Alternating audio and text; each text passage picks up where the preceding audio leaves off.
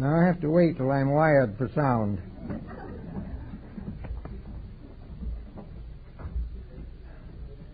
Well, the news of the last few days on the political and government front has stirred up a lot of thought.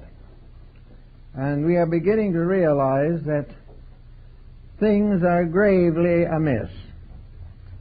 And there seems to be no very clear solution as to how to correct the condition, because the condition at the moment involves nearly every aspect of mortal civilization in this country and in other parts of the world.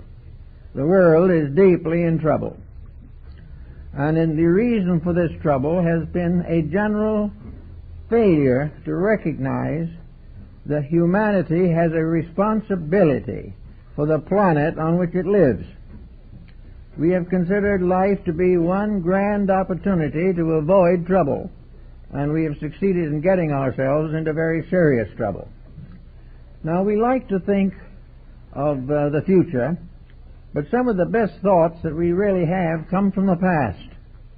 And I think the remarks and thoughts of Plato on the problems of government very well taken.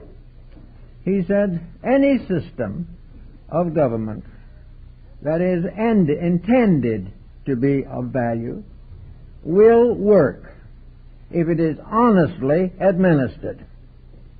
If the facts of life are kept clear, if the individual realizes that he is surrounded by honorable people trying to help him or trying to maintain the culture to which he belongs, things will go fairly well, whatever you call this system.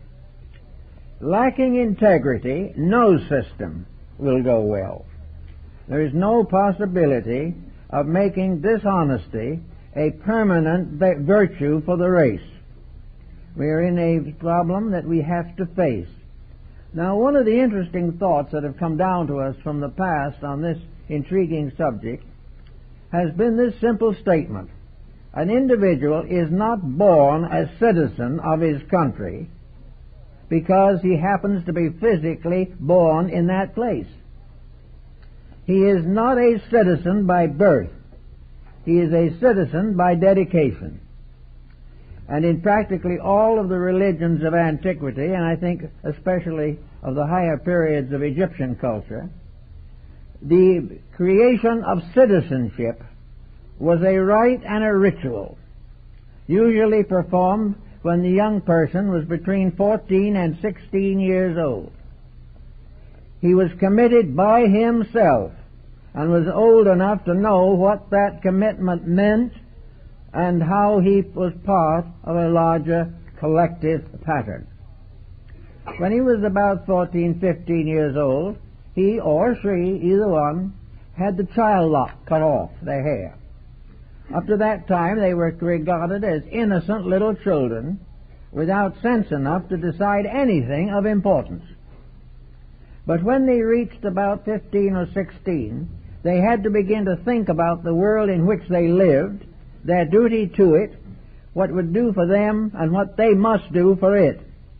Now, there was an elaborate ritual in connection with this type of recognition.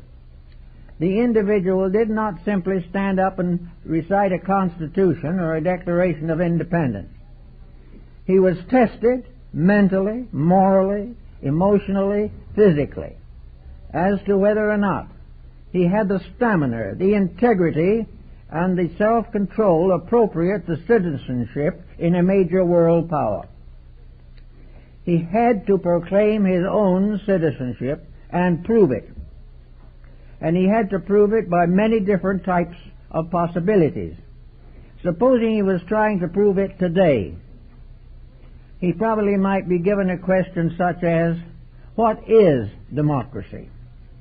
He wouldn't be asked to repeat the Constitution or pledge allegiance to the flag. He would be asked to show what he knows about a democratic system of life, how it can work, why it can work, and what can destroy it. He is expected to be, therefore, informed on the basic principles of government. Now this seems to be perhaps a rather exaggerated condition, but we are in an exaggerated crisis. Suppose we recognize the possibility of the graduation from high school could be the separation between the young and the mature. At the time of graduation from high school, the problem of establishing citizenship could be clearly defined. Now, a person would not have to declare citizenship simply because he was born in the country. He could live here, work, have a good job, and take care of his family, and never be a citizen, according to the ancient rules. These rules were for persons who wished to become important factors in the world in which they lived. Citizenship gave sharing in the responsibilities, duties, and problems of government. Up to that time, the individual could well live in freedom, could be considered a perfectly normal citizen, but he would not vote on any issue of any kind.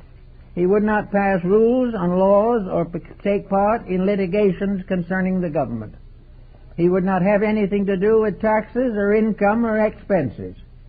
He would simply be living in whatever government existed at that time.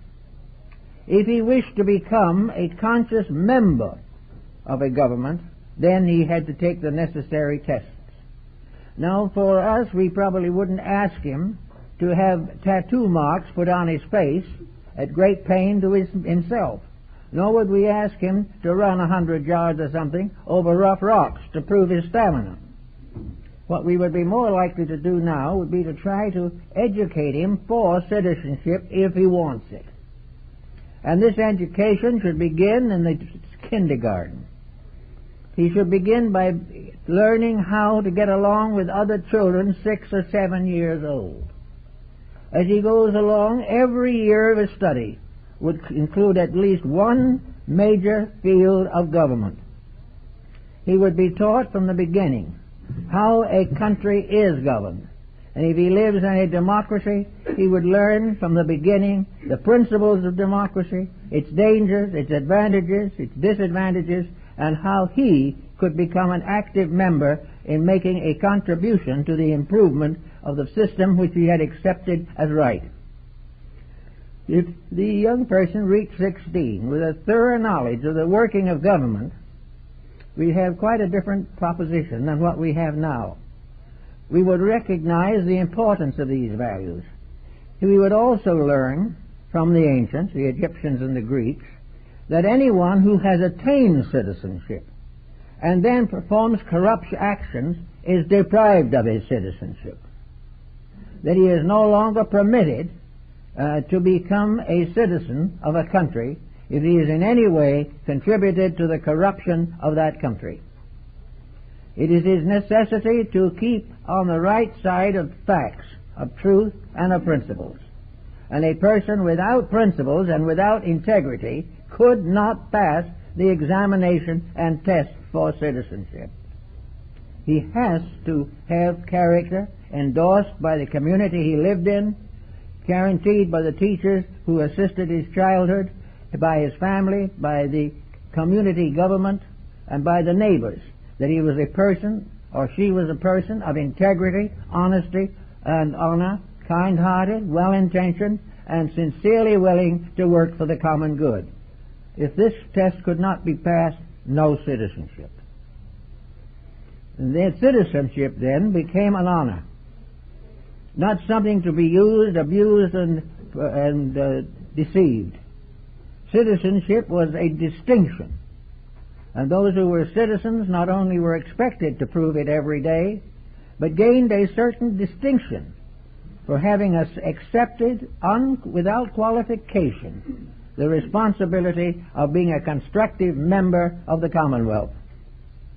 Now this is one way in which the ancients took hold of it. They made it very obvious and very evident that if you wish to be respected and if you wish to contribute to the endurance of a system, you would have to live according to the rules.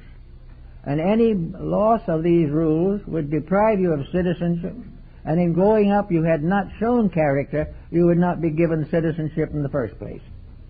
Now this seems a rather strenuous method to approach something, but I think it has one rather simple phase that we could all benefit, and that is the principles of government should be taught to all school children.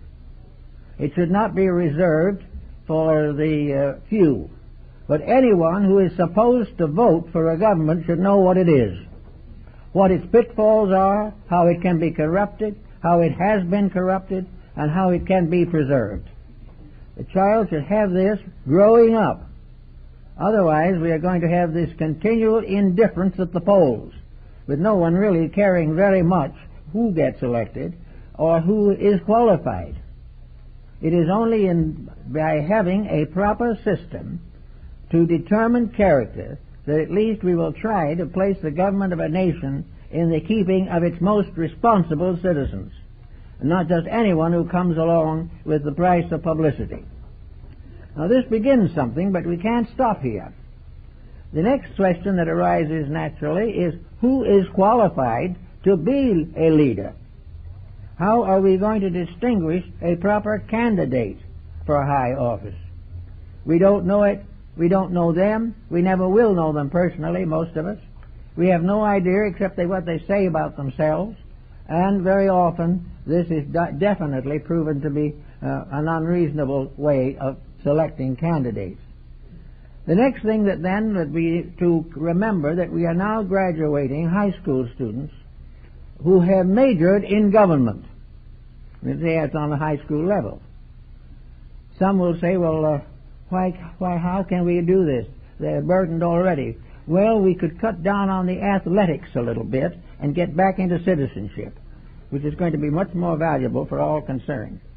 But the young person who graduates from high school can and may, by the time he graduates, have decided a little bit about his own future.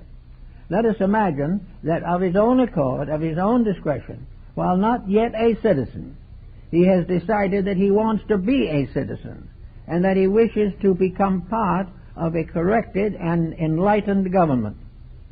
All right, the next thing is that we should be the proper higher educational facilities not only available to him, but within his means financially, and also within the understanding and conception that he has of life. In other words, if he graduates to be a major in government, he should make government a life work, a career. If he wants to be a banker, he can study banking. If he wants to be a physician, he can go to medical school. If he wants to be a lawyer, he can go to a legal institution. If he wants to be a member of a democratic government, he can go and take the necessary educational steps in a college or university of government. There should be a complete curriculum for a career, for a dedication, for a life work in which the individual gains his degrees and recognition in a school dedicated to the production of governmental personalities. He should be in a school that makes ambassadors, secretaries, mayors, governors, senators, congressmen. All these things should be part of the career of a person who has chosen government as a life work. The problem that we have of trying to elect lawyers most of the time is not very successful. And the individual voting for the average person has no way of judging their true fitness or their true abilities. If a candidate is advanced as having a superior record in a school of accrediting government employees, he has at least some confidence that these people know what they're doing. Having decided that such an institution as this should exist, it becomes obvious that the career of becoming a part of democracy should begin early in life and should continue on, and its greatest responsibilities rest upon the level of integrities and all of these examples which will strengthen the principles of a free and independent nation. These things will have to be thought through in some way. Now, if from out of this particular situation someone is graduated, he then can begin to recognize that government is financially not a political institution. Government is basically big business. It is an institution just exactly like any other powerful business organization. It is run or should be run by trained persons in every field who should be appointed as people are today when they're made vice president of a bank. They probably will hold that position for the rest of their lives. But they should be made to become part of the administration of government as a well-regulated business organization, capable of controlling and directing the resources of the country with sufficient backing and stamina and proper intelligent membership to prevent the exploitation of the public purse. The government should be in the hands of an equitable, honorable business institution, graduated in government, dedicated to the service of the nation, and dedicated to the protection of all of the necessities of national life. There is no possibility of getting this situation untangled unless we are able to put it on a solid basis, free from exploitation, free from ulterior motives, and free from all kinds of political subterfuge. This is something that has to be, or we will never be able to get the situation under control. Once we do create, however, a government system, as we would a bank or a great monopoly or a great business organization, then we have the matter of promotions. Individuals in various levels of this system would be advanced according to their abilities and according to the openings made by retiring superiors. They would do exactly the same thing that is done in business. They might start as a district alderman and they might end up as a secretary of state. They would do whatever the skills that they possess entitle them to promotion for a life career. They are not going to move out of the unknown for 4 or 8 years and then disappear again and open a library.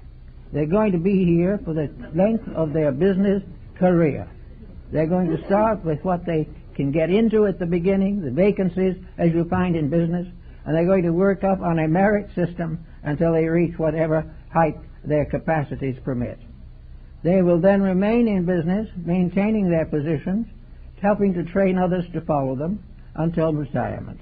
Then they will retire under a definite pension in the same way as a business executive. Also, because of the fact that this is their home, their government, their institution, exists for them, permits them to live in a free world, and to have the advantages and privileges of a democratic viewpoint on life, these men or women or both will work for these governmental positions on reasonable salary basis. No one expects the person to live on nothing, but there's no reason why every politician should aim or hope to be a multimillionaire. This is not for the country's good, but for his own. A politician serves his own purposes, a statesman serves his country. And the difference must be clearly indicated, or we're going to be in more trouble than we know what to do with. But if we do develop an institution suitable to produce a proper escalated system of promotions, each individual advancing according to his capacities and his dedications, each person helping those above and below, with no personal ambitions other than the natural and honorable progressions that occur in a well-regulated business organization. If this is done and done properly, and it carries with it the distinction that it indicates clearly that the person is an honorable, dedicated citizen. This in itself is an honor almost equal to an honored degree in some foreign country. It is a sign of a true American citizen. And this is the thing that we're going to have or do something with. Now this produces another situation. No country can today exist alone. We are part of a world of nations, some of them so small that it appears to be ridiculous and some so vast it becomes completely unwieldy. But all of these countries have relationships with us, and we have relationships with them. And we are no longer able to afford a relationship with other countries sustained and supported by nuclear armament or by treaties that are broken as quickly as they are made. This whole situation calls for another step above what we have now. And that other and next higher step is the world nation. It is that all the nations of the earth, like all the states of a union, are brought together in one grand over pattern, a pattern in which all are part of a brotherhood, a part of a democracy, part of a commonwealth. Whatever they wish to control or do within their boundaries must also be ethical, and a nation can be thrown out as easily as a citizen can be cast out for delinquency. There should be a world government. There should be an independent head selected from the governments of the world. This individual should have been through all the steps of government. No politician, no one picked out of nowhere, no one previous college professor, newspaper editor, or legal light of some kind. Anyone occupying a serious position anywhere in the pattern must have grown up through a special training, a definite program of preparation for leadership. And these various levels of leadership will elect from among themselves those whom they regard as most likely to be valuable to the corporation or to the business. We will find out of that very shortly, that a large part of our corruption will completely cease. There is no need for us to constantly worry about this situation if we would for once in our lives finally decide that the best answer is honesty.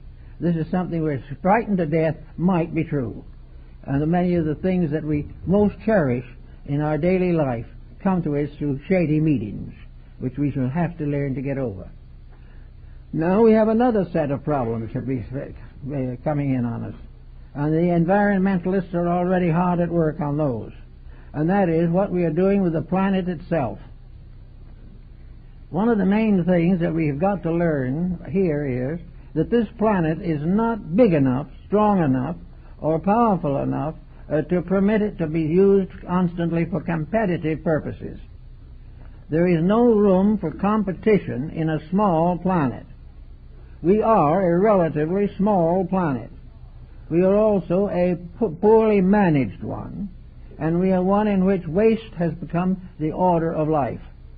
We are here not for the benefit of the future, but for the gratification of the present. This planet cannot and will not go on the way it is. And the only way to get rid of the problems of the planet is to get an honest government. Because without that, the changes necessary in conduct and in business relationships and in interplanetary use of natural resources cannot be estimated. So we have a planet of very limited resources. I have mentioned on other occasions that this planet is like an alchemical bottle. It is a bottle, and it has only so much in it. And if this bottle is empty, there is no knowing what the future could be. We might suddenly realize that we are heading to join those dead moons that still circle here and there in space. We cannot exhaust the resources of the planet and survive. And the environmentalists can prove beyond any question that we are wasting these resources every day. And every day is therefore taking more than a day off of the life expectancy of the planet itself. We are not concerned with the projects which will preserve and protect the resources of the country. We are already faced with nuclear waste that we do not know what to do with. We are faced with constant diminishing resources of all kinds, and there has to be some definite plan that is larger than the selfish exploitations of separate countries, by the uniting of which, under one general heading, we can extend these resources as far as possible, and furthermore gain in this way further time in which to seek for other and better solutions. We are heading in an absolutely deathbed course at the moment. Every resource we have, except wood, practically cannot be replaced. We are constantly using up the life of the planet. We are corrupting the atmosphere, polluting the water. We are continuing the use of various nuclear products for which we have no understanding. We have no way of knowing what we are doing. The only rule of the whole thing is the rule of money. As long as profits are possible, tomorrow is of no consequence.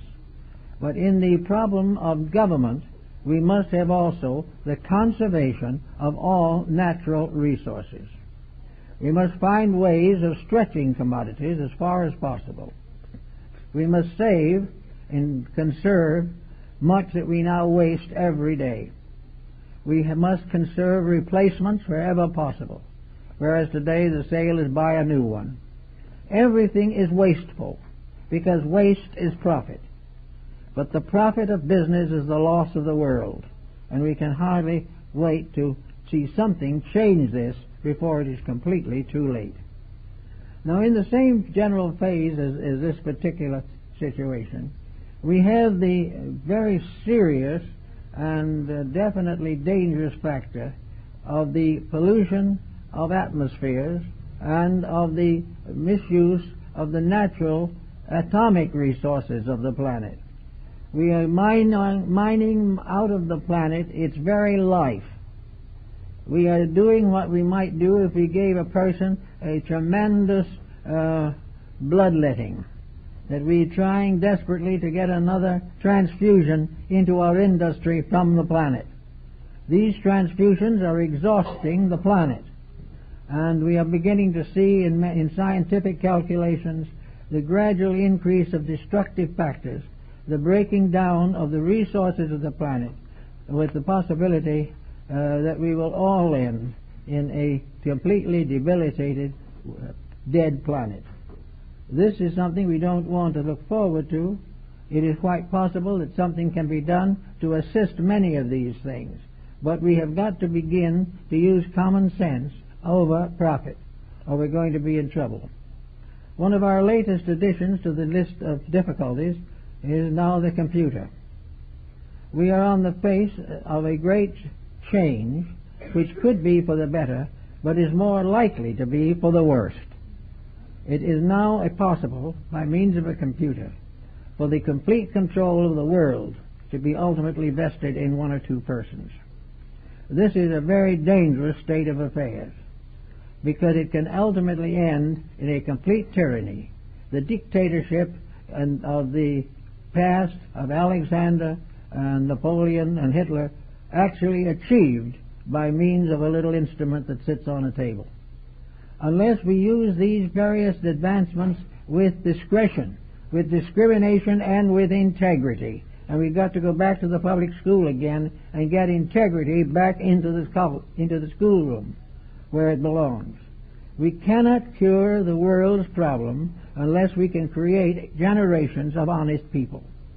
We cannot create generations of honest people while the rewards all go to the dishonest. And that competition is regarded as the life of trade. It is not the life of anything. It is the destroyer of everything that is important in human nature. So we finally go to the next step of the situation, and that is currency, money. This is a very delicate situation, but I think we can say probably that money is the primary root of all the other evils. Money or profit of some kind, wealth, is probably the dominating motivation behind cupidity and crime. There are other secondary motives, some of them pretty important, but wealth and profit are the things which are at the present time endangering the survival of all of us. We are living on a profit system. We are trying to live off the interest on our debts. We are striving desperately to create a stable currency in a world in which the only enduring value is moral value, and we don't have that. Therefore, money is a misery and a misfortune unless integrity administers it. And we come right back again to the problems of integrity. These are the problems which include nuclear warfare, include all forms of competition and monopoly, all kinds of rebellions, revolutions, and anarchies. The problem, therefore, goes right back to the fact that we cannot live together in a complicated civilization without proper training, understanding, and dedication. Without these things, it is not going to be solved. And if it is much longer unsolved, we will have nothing to solve it with.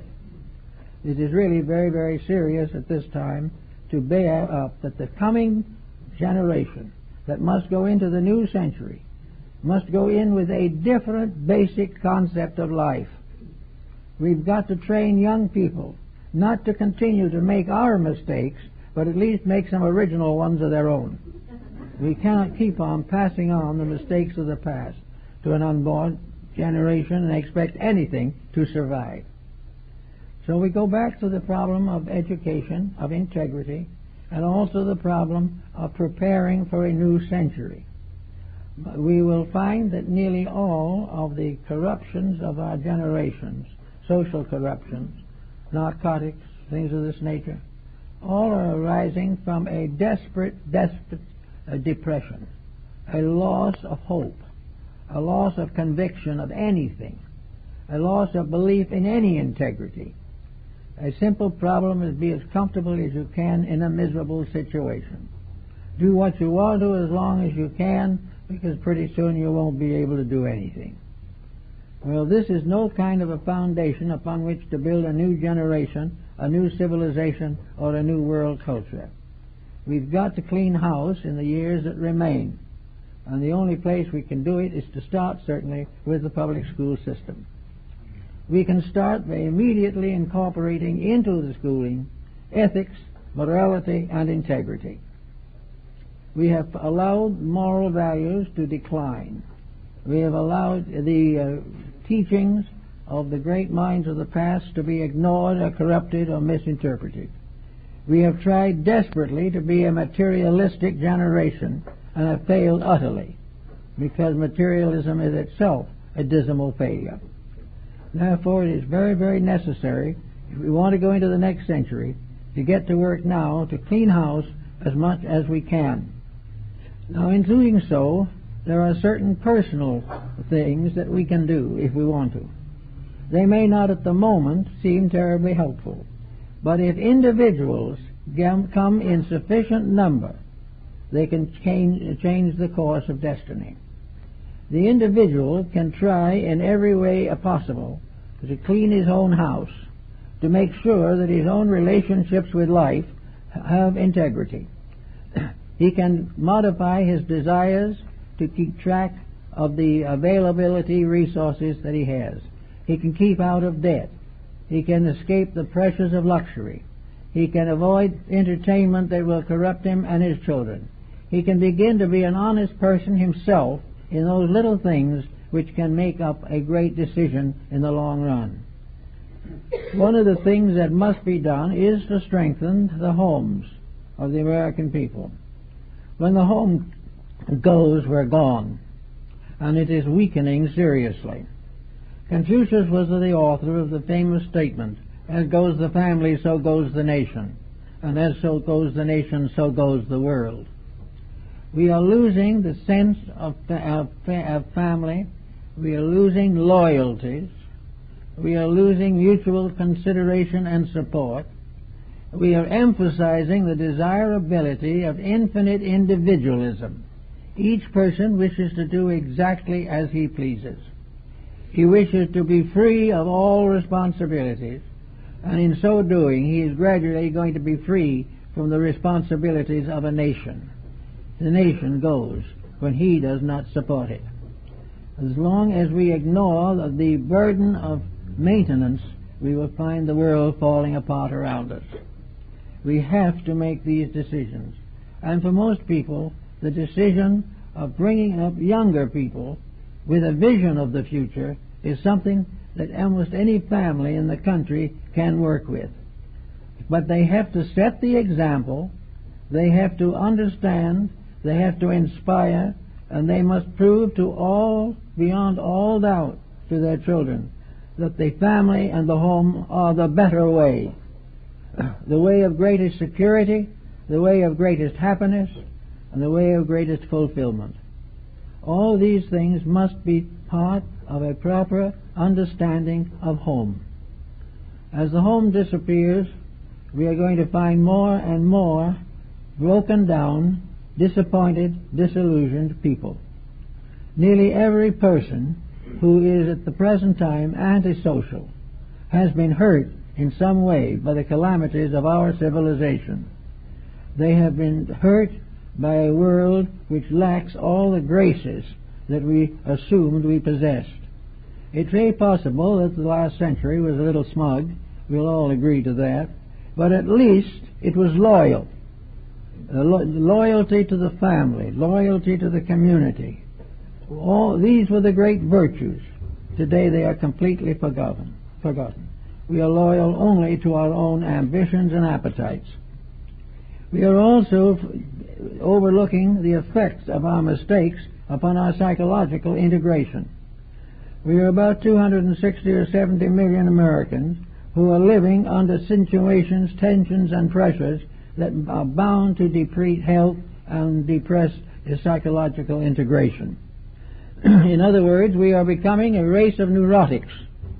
We are becoming a race of disillusioned individuals who have lost faith in our world and lost faith in ourselves and are trying to take it out on narcotics or alcohol. This is not right, basically. The country is better than that. Our world is better than that. But we do not give the better part of it a chance. Now, there's one thing we can all do, and that is make it a personal responsibility to contribute as little as possible to the mistakes of society. We can try to live as clean and clear and right as possible. We can try to build a strong ethical relationship with life. Now, we are bound to know that honesty is going to bring a lot of business to bankruptcy because it is built on dishonesty. Almost anything we do that's right is going to bring down an empire. It is going to bring down the empire of those who have exploited us and each other, particularly in the last century. But it still has to be done. It is better for an era to go down than a world to cease. Now, how are we going to handle some of these very delicate issues that we have, for instance, in connection with morality and ethics in the public school? I think we must face the very simple fact that it is no longer something that we have to face. It is something that we can demand and secure by parents themselves will require it. If a sufficient number of parents want to see their children vote for better candidates and to see the community with better leadership, they will support the involvement of political or legislative education in the school system. Now, in this we also have pointed out more and more of integrity. And the moment we come close to integrity, we get into a mysterious and complicated religious situation.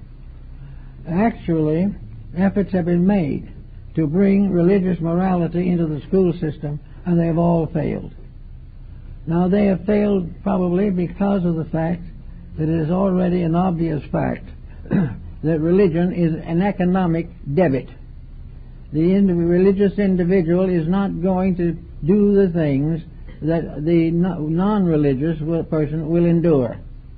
We are willing to be corrupted unless our religion is strong enough to straighten us out. Now, religion must be involved in this in some way, but it does not have to be involved theologically. We have some remarks and thoughts concerning religion which we're saving for the next lecture of this series, which will be the last of this. But we are concerned with what we might term ethics, a philosophy of ethics. Ethics has been taught to the world since the dawn of time. Every nation has had its ethical structures. Every nation has wandered away from its ethics and fallen. Every nation of the past, no matter how strong it was, has failed and died from internal corruption.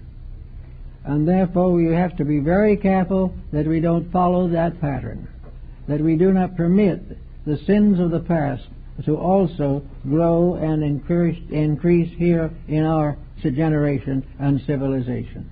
We have got to start in with something that can be accepted as basic integrity. And the most precious and useful area in which this should be done is among the young. Young people have got to be brought around a little bit, at least, to the recognition of the responsibilities of citizenship. I think this can be done. I think a new patriotism can be strengthened by letting these young people realize that they're working on a job that is of vital importance. They're not merely gathering around to have meetings and talk about something, or to memorize something like the Constitution. They are to be gathered to do things, to make achievements, to accomplish something, and to prepare themselves to become citizens of this country. Therefore, if young people had the choice of earning citizenship by doing it right, we'd find probably a very large group of young people who will move in that direction. Young people want to be important. They want to be admired. They want to be regarded as very valuable parts of the community. And give them a job that is worthwhile, let them do it and reward them for it by the recognition they hope for. Could very well start us off on an entirely new basis of relationships with each other, our nation, and our world. I would say that the most important thing we can do at this time is to get into circulation as much literature as we can, dealing with the importance of a new standard of citizenship, a citizenship which is of importance and is reserved for those who have earned it.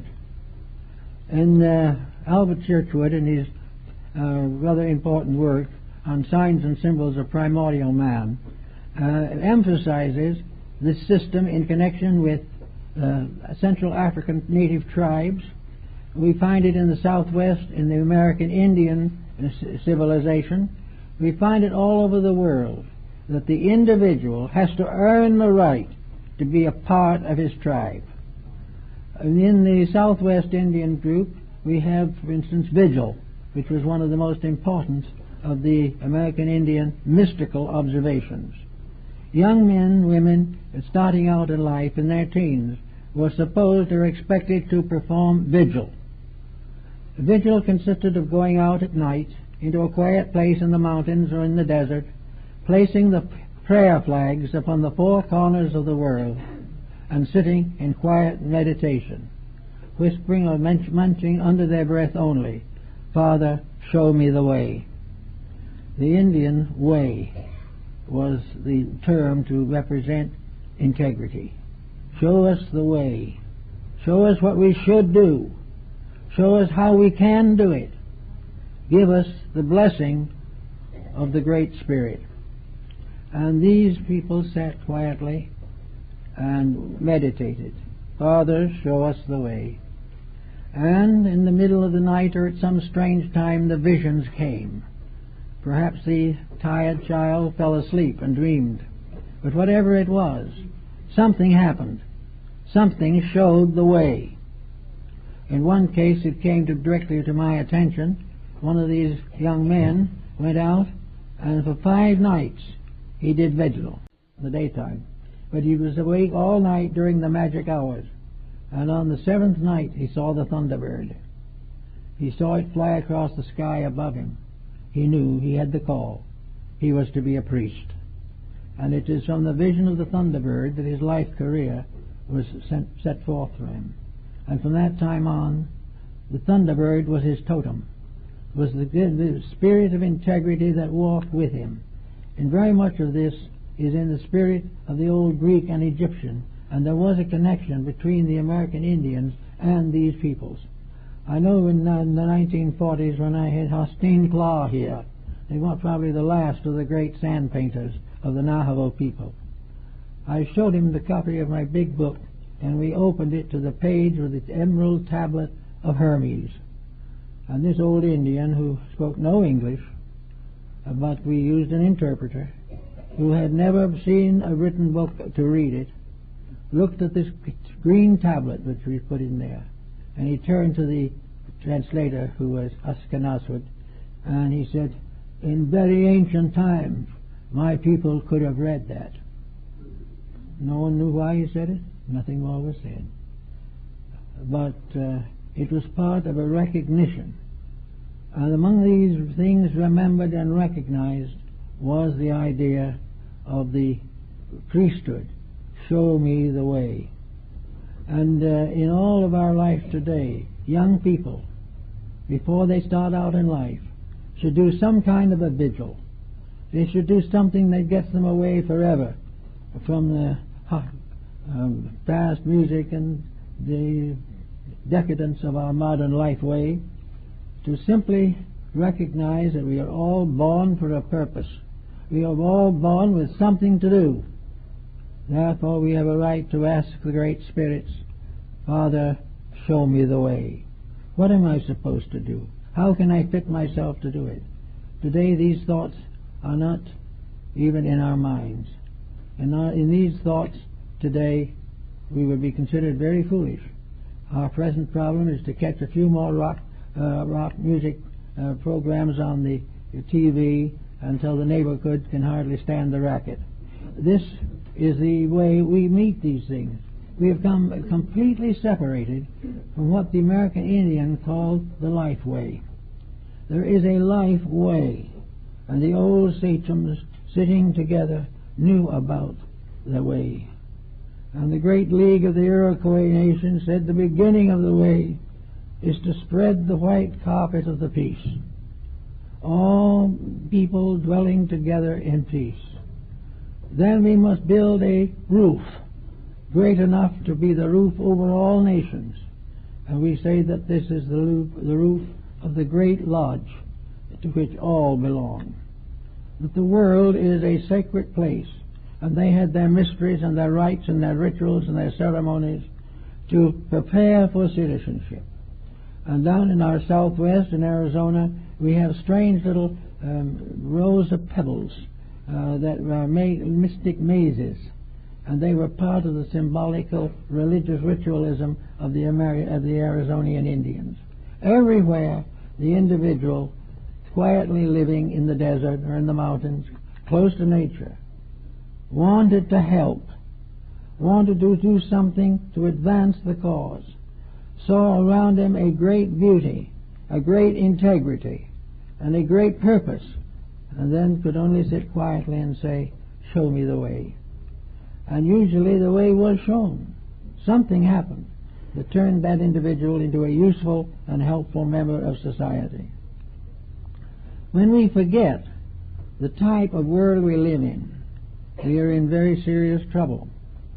When we do not recognize the mysteries of life around us and do not feel that we receive from life a challenge or an invitation, or we recognize that we were born for a reason, that regardless of the importance of the circumstances of our birth, the life way is ours, to do that which is necessary and proper.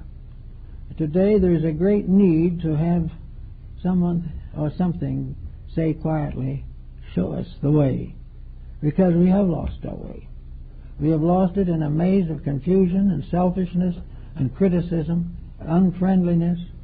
We had a way that came to us from our religion. We do not follow it. We have ways that came to us from the ancient laws of our predecessors. We do not obey them. We have the 10 Commandments and the Sermon on the Mount, but we pay no attention to it. We live only for the gratification of appetites and ambitions. This is wrong, and it can never produce anything but disaster. And we've got to do something about it, and do that something pretty quick. I went down in Santa Fe area. I did vigil just to see what would happen. And out there under a starlit sky, with the beauties of the night, the pale moon shining down, it seemed so much that we were in a world that was beautiful, kind, gentle, wise, loving, that there was a strange majesty about it. It was great, and yet it was infinitely tender and infinitely available to us. Then in the quiet moment of thought of the realization of this marvelous closeness to life, we were suddenly reminded of the Mount Alamos nuclear project, just a few miles from there. Here we had two worlds, a natural world of beauty and a man-made world of hate, of fear. We didn't fear nature, we feared each other. We did not fear the wisdom of the past, we feared the selfishness and the ignorance of the present, and we saw no way out of this strange despotism that had captured us. We've got to find a way out, and one of the best ways we can possibly find is to get the young people started on a better foundation. They've got to pick up something that we haven't given them. We have gradually lost touch with our own children. We have lost the realization that there is something that we are indebted to, that it is our need, our right, our inevitable purpose to see that these young people fulfill a destiny we may not live to see. But they will. And we've got to find ways to make sure that they will have a better life to live when it comes. Now, what are we going to do about money? Being that money is probably one of the biggest problems we have, well, we can do all kinds of possibilities, some of which are pretty ridiculous, but at the same time, we can consider them all. Moore in his Utopia decided that money was useless, unvaluable, a non-valuable commodity. That the only actual way of solving the whole problem was to set things up so that each individual's share in the common good was protected. That there was no need for money. This is something we can't understand. But it is true that we have not been in trouble because of money. We have been troubled by the profit system. We have been troubled by the fact that money is supposed to make money. That we do not want to work, we want our money to work for us. That we want to use the advantages of money without accepting its disadvantages. Well, the major disadvantage of money is corruption, and it has never existed where it has not been corrupted. It is therefore necessary to think of how to get the lure of wealth and the temptation of wealth out of the human pattern before it destroys us all. We ought to know, being just simply human, that when we go from here we can't take the money with us. And very often we don't know what to do with it when we do leave it, and the heirs we leave it to simply squander or dissipate it. So the whole thing is very secondary. Sometime we're going to have to decide for ourselves whether it is better to live comfortably and securely here or leave a fortune to be wasted by our descendants. And this fortune, incidentally, apt to destroy them morally and ethically as it has destroyed us to accumulate it. So that the whole theory of wealth is one of the enemies. It is something that we have come to consider to be suitable to be achieved by any individual regardless of means, honest or dishonest. And the only punishment is to be caught. If we are not caught, we can be dishonest for the whole of our lifetime.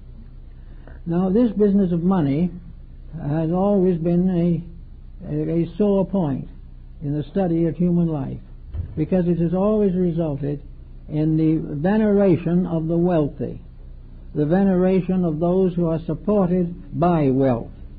The extravagances of these people not only became the basis of our veneration for the people, but ultimately our rebellion and revolution against these people.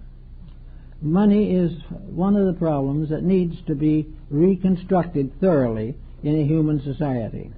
We need some type of a medium or recognition that is not controlled by money. Probably one of the simplest answers to the whole thing is the recognition that there is no way of buying or selling the planet or anything on it. That this so-called selling is simply at most a minor mortgage. That we cannot hope ever to own the things that we are paying for. They will either be broken and destroyed, or they will return to their original owners. Therefore, money as such is a convenience, something to shake in your pocket, but not something to build a philosophy of life on. A philosophy of life must be built on something that cannot be corroded by profit. And one of the things that we can do is to take the profit out of the money and make it something that is entirely what it is intended to be, a medium of change. One of the simple ways of accomplishing this, but it will be very painful, is simply to stop forever the profit system on investment. That you cannot make money by simply letting somebody else borrow yours. That these types of things become the basis of inevitable corruption. That the answer is that under a well-regulated system, the money factor is not necessary. There is no need for money in Moorish Utopia, yet it was supposed to be a country the size of France with many thousand people.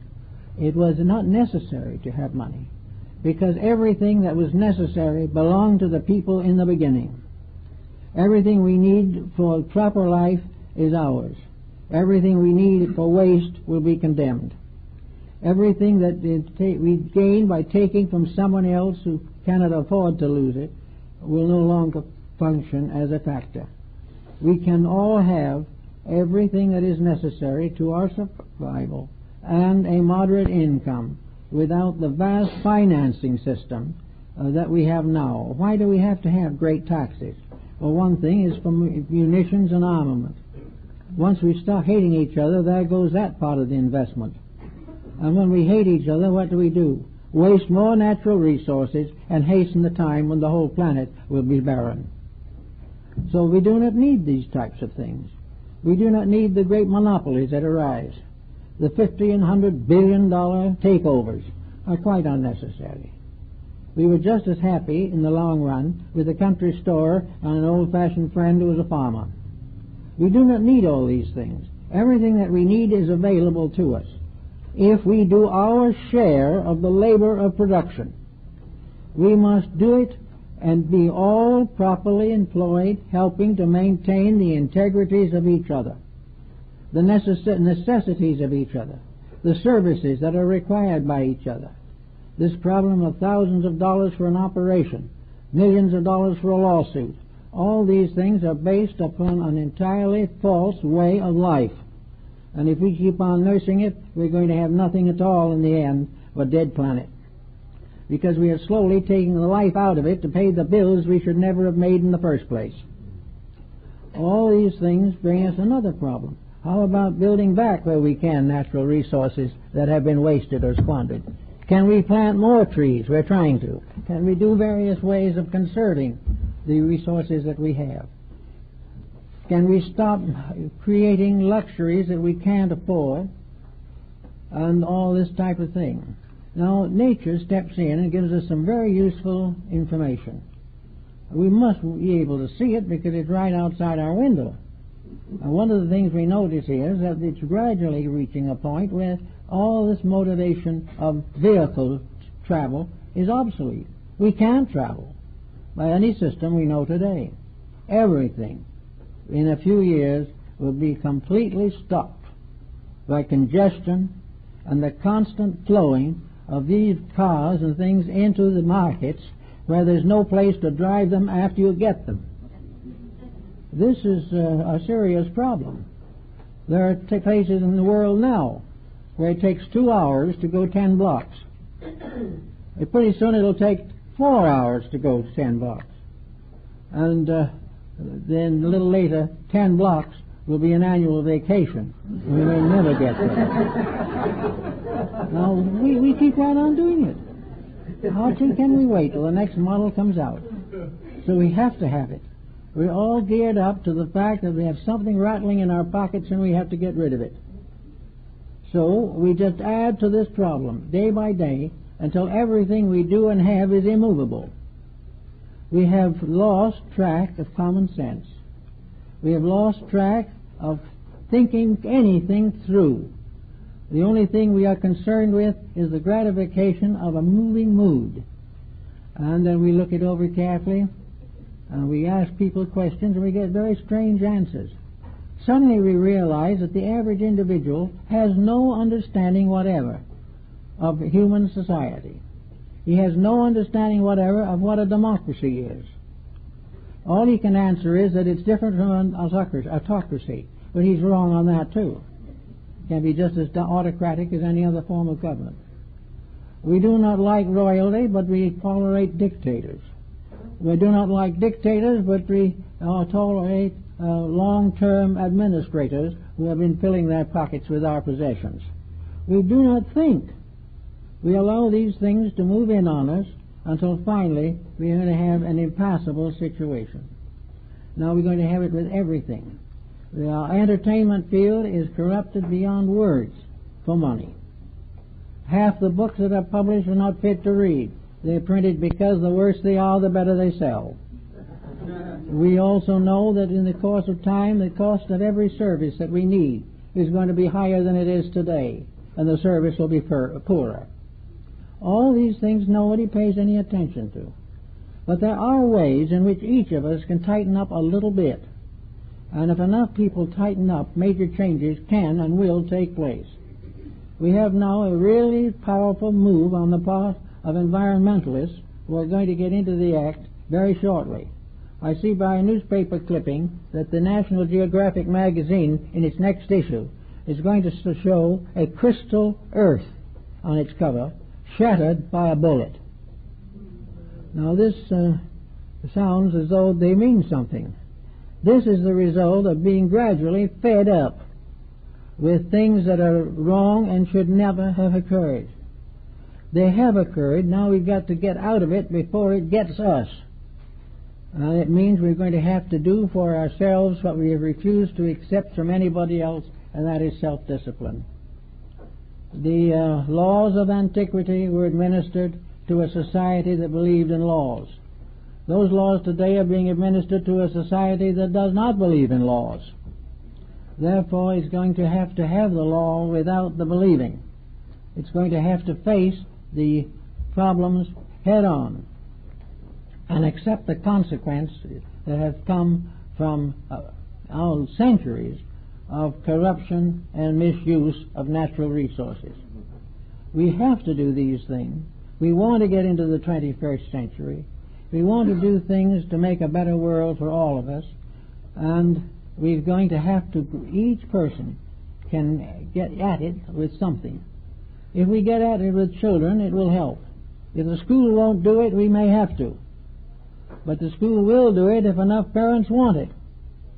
But to make parents want it, they've got to realize that they're suffering for lack of it, whether they realize it or not. And the average family has children today that are problems. And they will get to be bigger problems unless parents solve the problems with the children. We're going to have to work together to put the world together again and realize that the material which can save it is the material in our own souls. It has to be saved by within ourselves, becoming aware of the need for a reestablishment of the integrities and values which are slowly fading away. The truths we need are inside of ourselves. They cannot be taken away from us, but they can be left dormant unless we bring them out into manifestation. It is up to us to take the truths that we know in our hearts and souls and start using them in our daily lives. And every person has a small circle of acquaintances and friends. We all know people. We all have relatives and friends. And these we can share a little of our hope for better things. Some will laugh at it, but some who are in trouble themselves will listen attentively. There is going to be a major change in the public attitude towards many things that are now well out of control.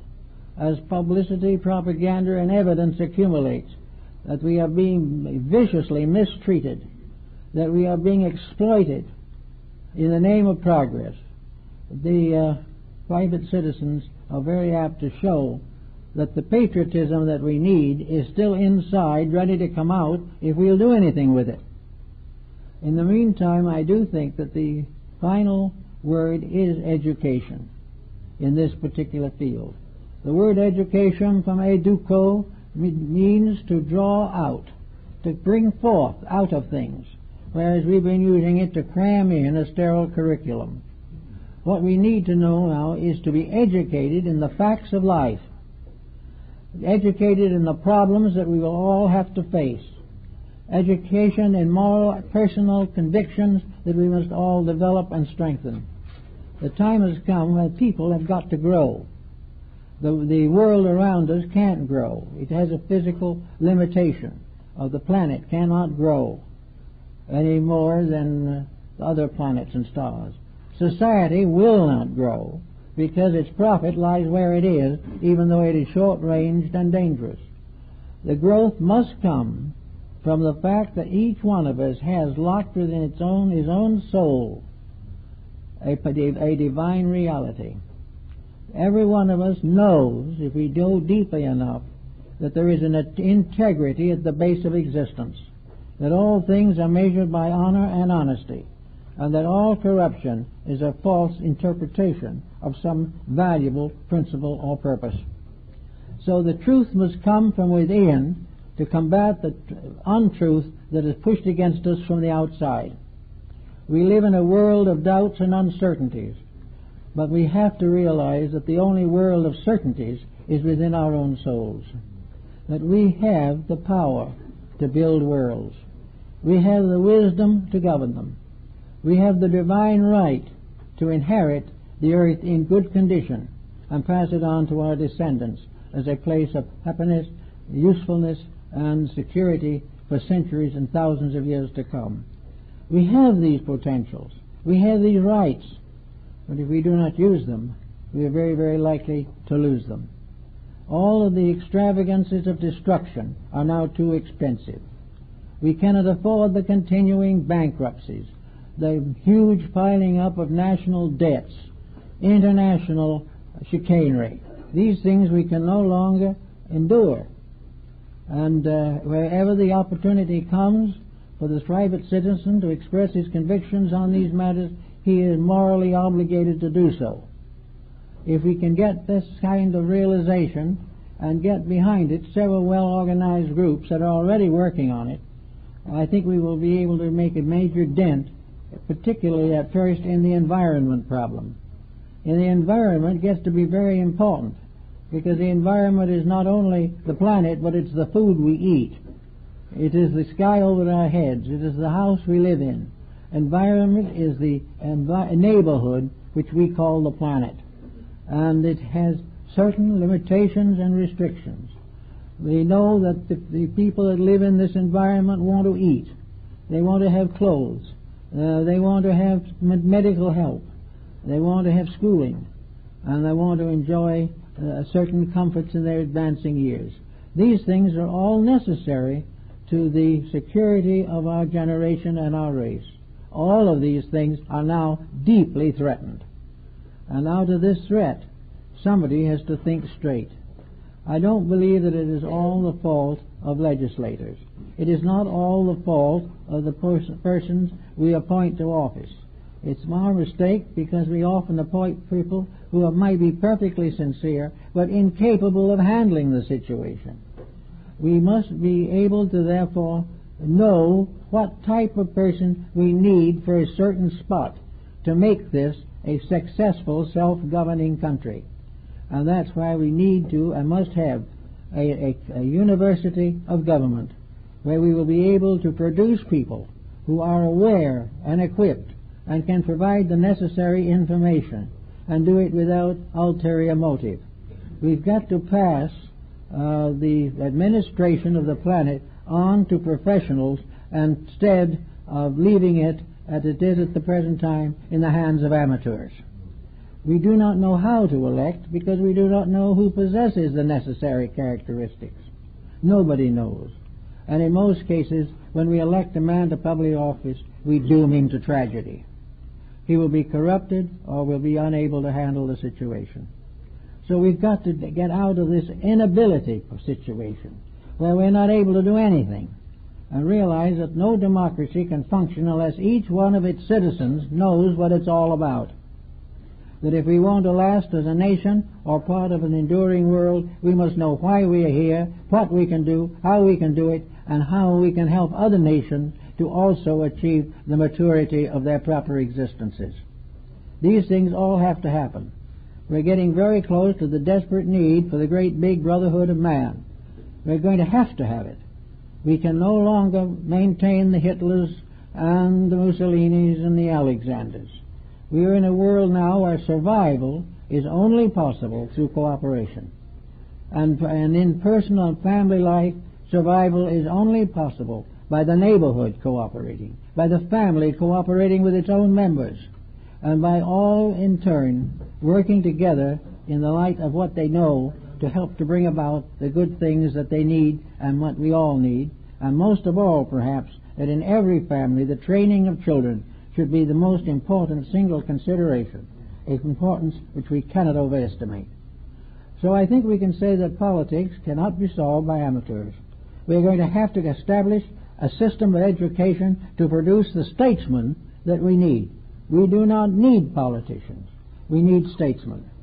We need persons trained who are in the office and are supported by those also trained who recognize superiority when they see it. We need to put this whole thing on a thoroughly business basis, but we need it to be a business administered by idealists. We need the education of these idealists from the kindergarten on up to the realization that statesmanship is a dedication and not an opportunity to exploit. We must help everyone we can to become aware that the world in which we live is all our responsibility. In each way, each day, there's some little thing we can do to help make these things work out. We have to get started in the right direction, back movements and principles and policies that we know are working in the right direction, sacrifice a little of our own comfort and a little of our own security if necessary to help to bring about the greatest security of the entire world. Well, that's the way it looks to me.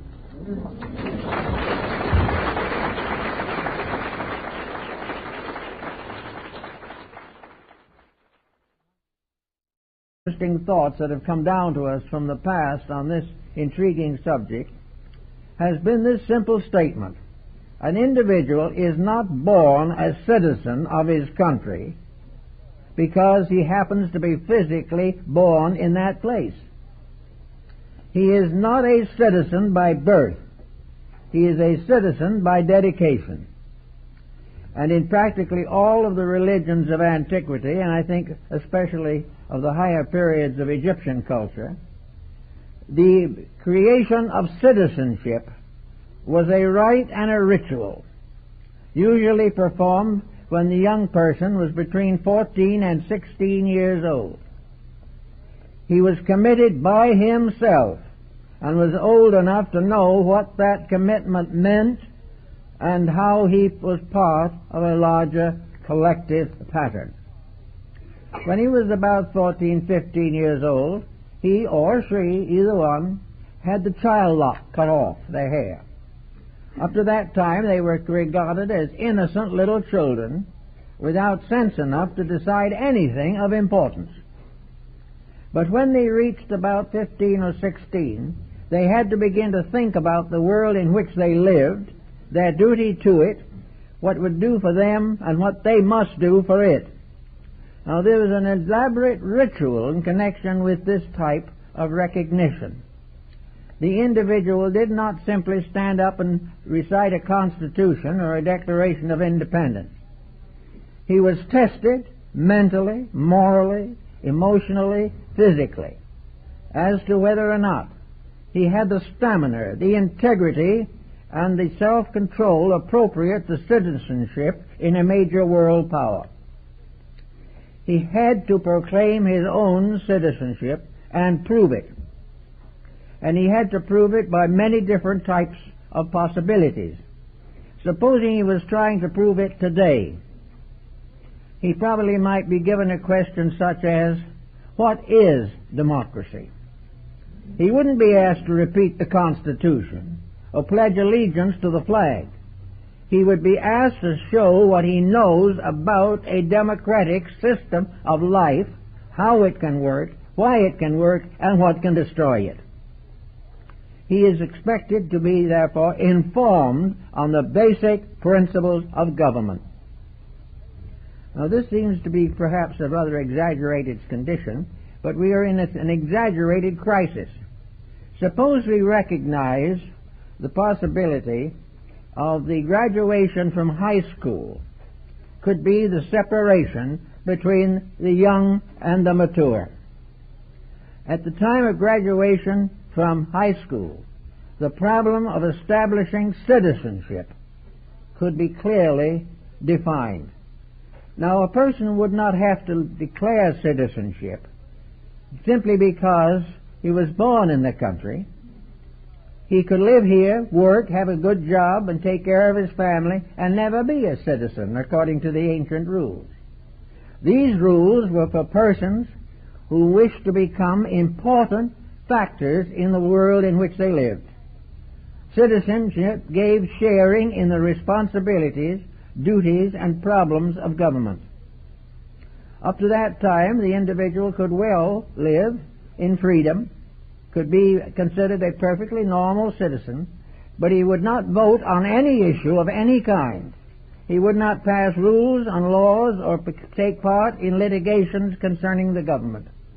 He would not have anything to do with taxes or income or expenses.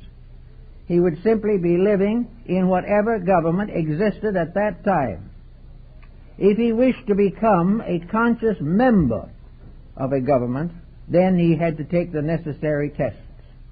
Now, for us, we probably wouldn't ask him to have tattoo marks put on his face at great pain to himself. Nor would we ask him to run 100 yards or something over rough rocks to prove his stamina. What we would be more likely to do now would be to try to educate him for citizenship if he wants it. And this education should begin in the kindergarten. He should begin by learning how to get along with other children 6 or 7 years old. As he goes along, every year of his study, that if you wish to be respected and if you wish to contribute to the endurance of a system, you would have to live according to the rules.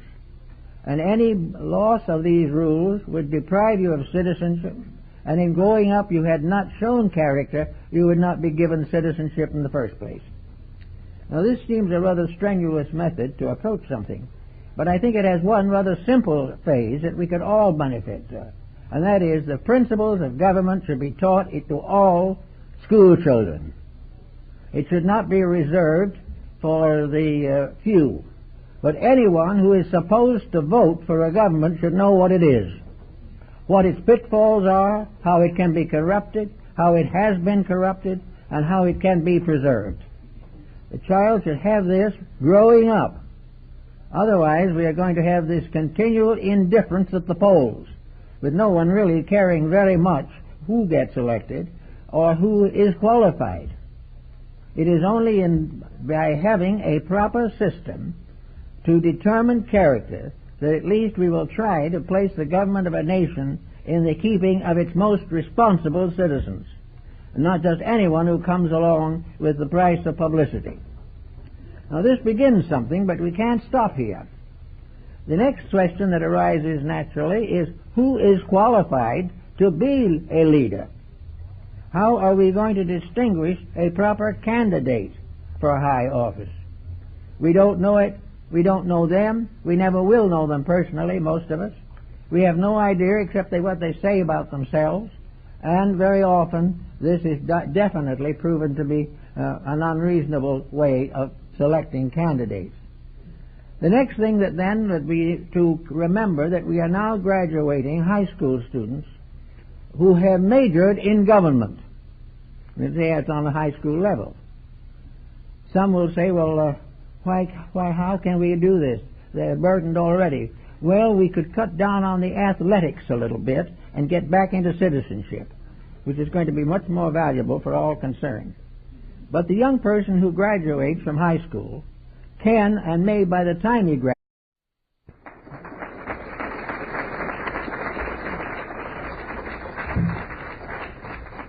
now I have to wait till I'm wired for sound.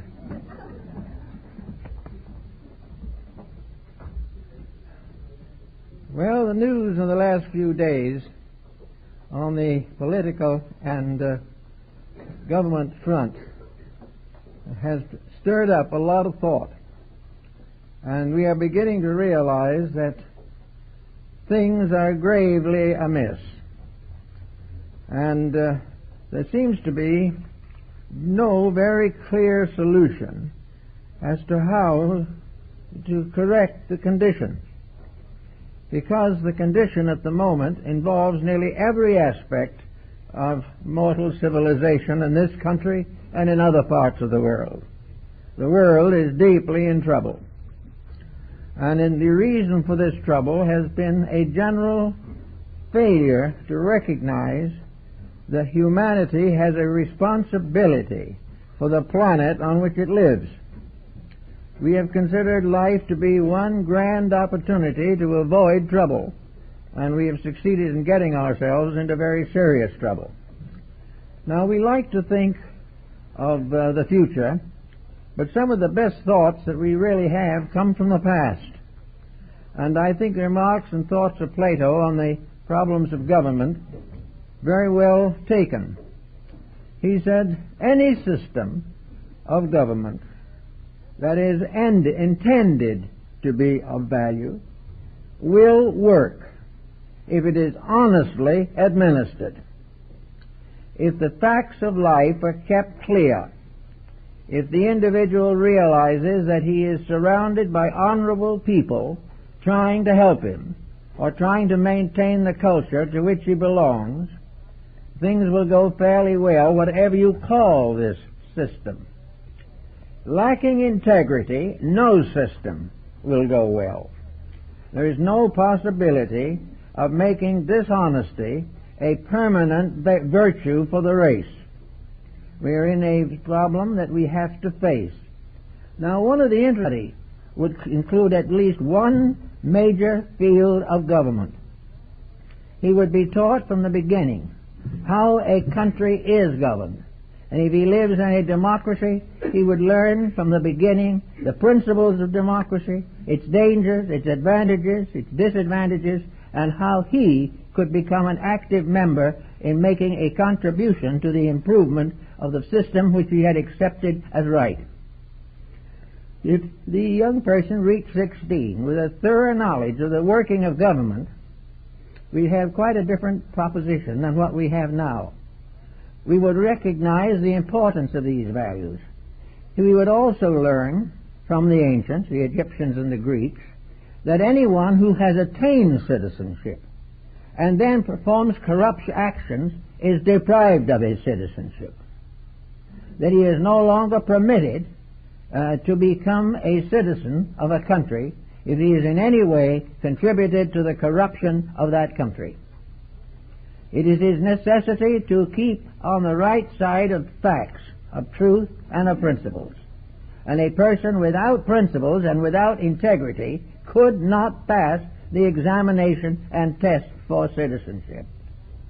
He has to have character endorsed by the community he lived in, guaranteed by the teachers who assisted his childhood, by his family, by the community government, and by the neighbors, that he was a person or she was a person of integrity, honesty, and honor, kind-hearted, well-intentioned, and sincerely willing to work for the common good. If this test could not be passed, no citizenship. The citizenship then became an honor, not something to be used, abused, and deceived. Citizenship was a distinction, and those who were citizens not only were expected to prove it every day, but gained a certain distinction for having accepted without qualification the responsibility of being a constructive member of the Commonwealth. Now, this is one way in which the ancients took hold of it. They made it very obvious and very evident